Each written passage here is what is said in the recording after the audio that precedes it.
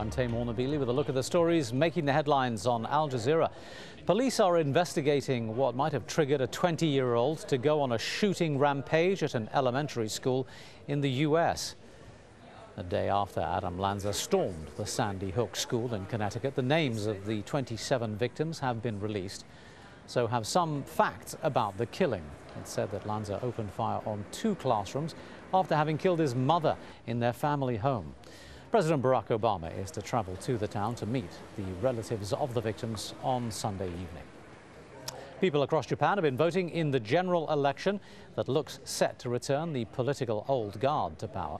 The opinion polls suggest voters will dump Prime Minister Noda and his Democratic Party in favor of the Liberal Democratic Party, which has ruled Japan for much of the past 5 decades. Rob McBride has been speaking to some of the people as they queued to vote. We are at a polling station here in Tokyo, one of the suburbs of Tokyo, and the voting here has been brisk. When we first turned up, the election officials were telling us it was the busiest they can remember an election here. That is, having said that, that's probably not the picture nationally. We are expecting maybe a turnout today of somewhere up to about 60%. Now, that is high by most other countries' people's standards. Here in Japan, though, that's not going to set any records.